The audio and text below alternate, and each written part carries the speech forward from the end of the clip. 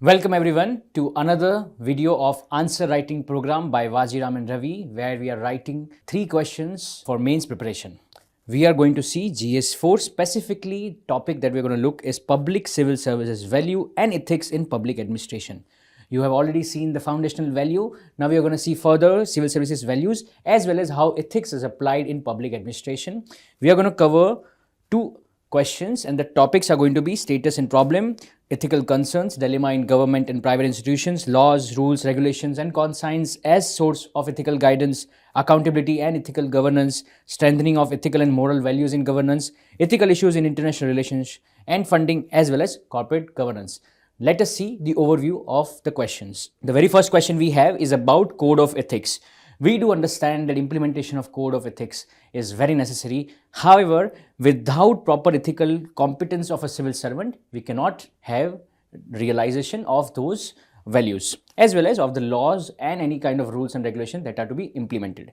Second is about how climate change is a global problem and requires global solution. For the same, we are going to talk about what kind of ethical principles are needed for international cooperation. And lastly, we are going to see a question on current affairs. We recently saw number of data breaches and how it exactly attacks our digital vulnerabilities. We are going to see what are the issues and provisions with respect to data governance in India. Let us start with question number 1. Let's read the question together. The major problem with implementing effective code of ethics remains that no law or code will be of much value if individual civil servants lack the ethical competence to implement the same. Discuss the significance of a training program to provide such ethical competence to civil servant. In this question, we are going to firstly understand what exactly is the very initial statement. It talks about that there is a problem with respect to implementation of effective code of ethics. Now, when you see this kind of complex words, you can directly cater them in the introduction by defining them. As in, code of ethics refers to certain rules and regulations which have ethical underlying and helps with respect to decision making. Now, we do have certain kind of problems for effective implementation because there are certain laws which are directed towards civil servants, but as we have seen that they lack certain ethical competence, and thus implementation of rules and regulation becomes failure. For the same, list down all the issues and talk about the significance of code of ethics and its implementation with respect to implementation of laws and different regulations. As well, we'll talk about how it is very significant for a civil servant to have certain kind of training program so that they can augment their ethical competence. So in the introduction, you can define code of ethics. You can also talk about certain correlation. Over here, we are talking about how code of ethics leads to certain realization of ethical competence, and thus any law or rules or any policy, they are implemented with the right spirit and the purpose. You can also cite certain government data points where we have seen that lack of ethical competence is visible. We can talk about how there are certain corruption charges in specific year. So those are the kind of proof points that you can add in the introduction. Let's go to the body. The heading 1, we are going to talk about the significance of ethical competence in implementation of code of ethics. Now, ethical competence is a bigger universal set. You have certain foundational values. Apart from that, you have other values as well. Totality will give you the ethical competence. You can talk about how integrity is very much necessary for implementation of code of ethics. A civil servant must have certain kind of values, and thus they should be honest with respect to implementation of laws and code of ethics. Second is professional secrecy. We have seen certain instances of corruption where bureaucrats leak certain data points, and because of that there is certain kind of conflict and people have certain advantage. So professional secrecy is also necessary over here. Then we are talking about competence as in aptitude, right? They must have certain degree of aptitude or competence with respect to the professional responsibility they are catering. Then there's certain sense of independence. When we are talking about independence, we are making sure that the civil servant is resourceful. Now, by being resourceful, a civil servant can ensure they have independence and they can implement the code of ethics or any other laws without any pressure. Third is the next is objectivity. Over here, we're trying to capture how a civil servant should look the facts and without any bias implement the policies as well as the code of ethics that we're talking about. And lastly is impartiality. That is again kind of a different degree of objectivity where they are not taking any sides and they are being impartial with respect to implementation of the rules as well as the policy. So this is the significance of ethical competence in implementation of code of ethics. Now let us go to the heading 2 of the body, where we are going to talk about how those ethical competence can be captured and realized through training programs. Now firstly, we have the idea that consistent application of code of ethics can happen through training program. Training program can definitely update the civil servant with respect to the latest ideas and ways through which they can implement the code of ethics, as well as they can have certain kind of simulation where they can understand how certain codes can be applied for different scenarios. Next is building trust. Now through training program, they can understand the simulation, they can help with respect to gaining the trust of the masses, and thus when they are applying those code of ethics within the institution, they have the support of the workforce, as well as when they're applying those kind of codes for the society, they also have the trust of the public. The next is improved morale and job satisfaction. Now we do understand that when there is any kind of dissonance with respect to application of ethics or morality, person might not be satisfied with the work. So a parallel as in resonating values can definitely help with respect to job satisfaction. Over here, you should give emphasis on the idea of work culture. When there is effective implementation of code of ethics, everyone is treated on par in a just and fair manner. And that's how the work culture can lead to improved morale and job satisfaction. Next is awareness and understanding. How training can help with respect to getting awareness of different scenarios, generating empathy for different communities and any underprivileged section, thus helps with respect to the awareness and understanding. Next is enhanced public service delivery. Now we do understand at the end, whatever we are trying to do, the governance is all about public service delivery. So if certain set of codes of ethical conduct are implemented, we do understand the entire process becomes smooth. The public would not have to worry about any leakages or corruption issues. They can be assured of the delivery of the services that they are promised. Next is addressing complex ethical issue. Now, having certain standard code of ethics will definitely help a civil servant with respect to resolving ethical dilemmas. They will make sure that whatever those institutions which they are leading, they have their citizen charters very well explicitly established, and the code of ethics is also explicitly imbibed in those charters, and thus whenever there is any ethical issues, they can just use those rubric, those standards, and thus ensure there is transparency in the system. And lastly is positive organizational culture. We talked about job satisfaction. This is very much linked with the positive organizational structure. When we are talking about that everyone is going to be treated with a fair standards, they are going to be giving certain kind of motivation. So those kind of code will definitely help with respect to progressive work culture and thus job satisfaction as well as improved morale. So this is there for the body. Now let's see in the conclusion, we can talk about how we have witnessed that effective implementation of code of ethics have realized with respect to good governance. We can talk about the same in the conclusion. You can talk about how there is explicit code of ethics for the Institute of Accounts and Audits Department, which is under CAG. And we have also witnessed that how CAG have been successfully able to curb the corruption through highlighting different issues. We have seen 2G scam, we have seen Commonwealth games, right? So those kind of things can be easily understood from proper code of ethics. So that is therefore conclusion of question number 1. Let us see the model answer and understand how can we inculcate the same in our answer writing practice. Firstly, in the introduction, you talk about the code of ethics. You have the opportunity to talk about the data points that we mentioned in the beginning. Then you can talk about the significance of ethical competence. You can either write the entire significance through in a paragraph form, or as we mentioned in the point form, highlighting each ethical competence. Then you talk about the significance of training program. Over here, you list down all the significance and you definitely have the opportunity to give certain examples to substantiate your answer in a very balanced way. And in the conclusion, you can talk about either the overall significance and how it impacts the governance translating into good governance, and also talk about how there are certain proof points, such as we talked about Indian audit and account services. So that is there something you can add in the conclusion. So that's it for question number 1. Let's move to question number 2. Let's read the question together. Climate change is a global problem that requires a global solution. How can ethical principles guide international cooperation to address the issue? Now let us understand the question. So we do understand that climate change is something of a global phenomena. It's not something which is only localized and can be solved through localized actions. Rather, it's a global issue and requires global solution. And when we are talking about global solution, we must highlight certain ethical principles that can help with respect to resolving the issue as well as making sure there is international cooperation. So in the introduction, you have the opportunity to talk about the context.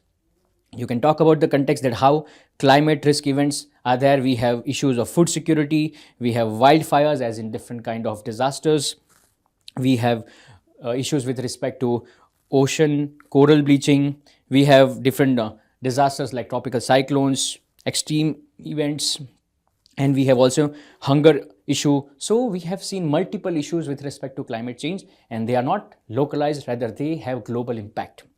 So that is something you can write in the introduction of question number 2. In the body part, you can talk about how those challenges are there with respect to solving the climate change. As in, we must highlight that what exactly are those challenges which have the nature of global tendency and thus requires global solution. So you can talk about how the pollutants, they are of global nature. We have seen release of carbon dioxide, methane, etc. Those greenhouse gases have huge impact, and even if they are released at certain place, geographical location, because of the geography and because of certain kind of issues, we can see that their impact is also visible at other places. So that is global nature of pollutant. We can talk about how responsibility attribution dispute is still there, as in there are countries who have high per capita pollution, and despite that they are blaming other countries for the pollution, and thus there is different kind of disputes with respect to taking the responsibility of the pollution. Then we have resource constraint. Those countries which are facing the heat of climate change, they do not have sufficient resources to create solutions to tackle those effects of climate change.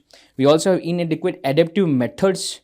When we are talking about, we do not have certain kind of technology that can help with respect to curbing of the climate change issues. And lastly, we have insufficient support for mitigation strategies.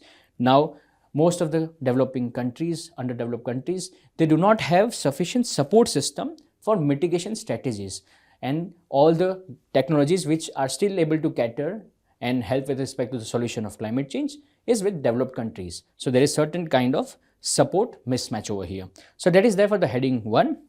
Now let's talk about the heading 2, which is going to be the ethical principles to guide international cooperation to address climate change. So when we want to make sure there is global consensus with respect to solving the issue of climate change, there are certain ethical principles that must be made sure are imbibed in every action. So firstly, we have to ensure there is intergenerational equity. Now you do understand, when we have certain kind of ethical principles, you can understand through certain graphical manner as well. So we have past, present, future. So when we are talking about intergenerational equity, we are making sure that the present, past, present and future, they are ensuring that there is certain equity for the future generation. Then we talk about the past penance. We make sure those countries and communities who have given sufficient contribution with respect to the pollution and thus climate change must have certain kind of affirmative action for the developing countries. Polluters pay principle, as in present, if any country or community or organization, if they are creating certain degree of pollution, they must be making sure that there is certain kind of counter measures. Thus, that is for the present and past polluters pay principle. And the next is individual versus collective. Over here, we are making sure that certain individual actions, as in from the citizens' perspective, is also there, as well as certain collective action on the basis of community and nation is also there. And lastly is ability to pay. Over here, we are making sure there is balance between the developed countries vis-a-vis the developing countries. Thus, those countries who are not able to afford certain kind of technology or solutions, they need to have certain kind of support system from the developed countries. Thus, ability to pay should be also there as an ethical principle. So, those are the body points for heading 2. Now, let us see the conclusion, what we're going to write in the conclusion. So, in the conclusion, you can talk about way ahead.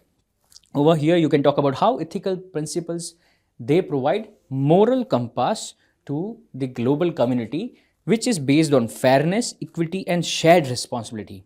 Thus, climate change, which is a global problem, requires global solution, must have certain kind of fight, which are based on the ethical principles that we mentioned, and thus those principles, they provide moral compass and thus solve the entire issue in a very fair, equity manner and through shared responsibility. So that is there for question number 2. Let us see the model answer and understand how can we inculcate the same in our answer writing practice.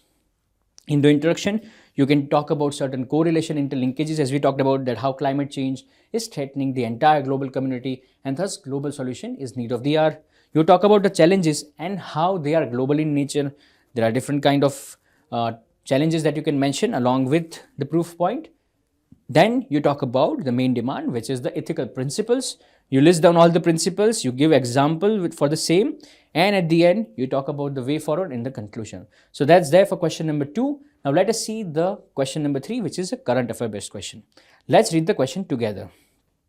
A data breach is not just a breach of information, it's a breach of trust, a stark reminder that our digital vulnerabilities can have far-reaching consequences in the interconnected world.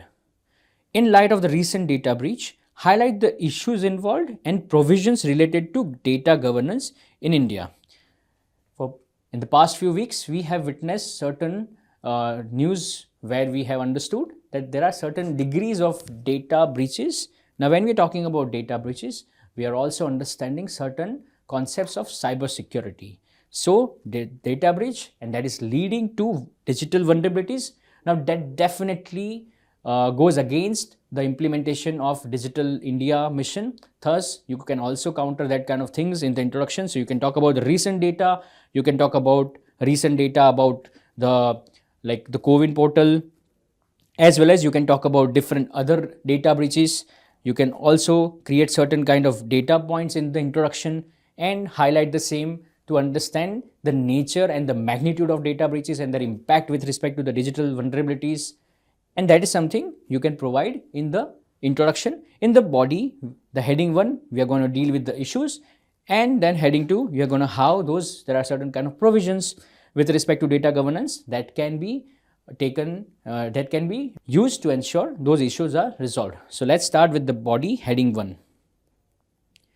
The heading 1 talks about issues involved in data breach. Now, in this part of the body, you can talk about how there are certain kind of issues. We are talking about digital vulnerabilities. You talk about those issues which is leading to the digital vulnerabilities. The first is identity theft and financial fraud. We have seen that how data breach can lead to identity theft and thus subsequently impact the finances and the fraud surrounding the same. Next is privacy breach. It also leaks private information, and that can definitely impact an individual's right to liberty. Next is social engineering attacks. Now, those kind of attacks through data breach have far-reaching consequences. We have seen the Cambridge Analytica situation, the case where those private information were taken to nudge the political attitude of individuals. The next is government service disruption. We have seen that how certain government portals, when they are attacked or they have certain kind of data breach, they can definitely impact the entire service mechanism. And lastly, trust erosion in digital system. Indian government since past couple of decades have invested a lot in making sure there is certain kind of digital literacy and people have access to digital tools. Now, this kind of data breach will definitely impact the trust that government is trying to build, and thus in further it can help with respect to inclusion of multiple social welfare schemes like financial inclusion and other education inclusion, etc., can be impacted if the trust is eroded in digital systems. So that is there with respect to the heading 1 of the body. Now let's move to the heading 2, which we have about the provisions related to data governance in India. The very first, you can talk about how there are certain Supreme Court judgments. Over here we have Puttaswamy case of 2017, which explicitly mentioned that right to privacy is a fundamental right. So right to privacy is a fundamental right, thus any kind of data breach goes against the fundamental rights of citizen. Next, we have IT intermediary guidelines and digital media ethics code rules. Over here, the responsibility of the provider is to ensure that the data points or the information of individuals is safe and secure.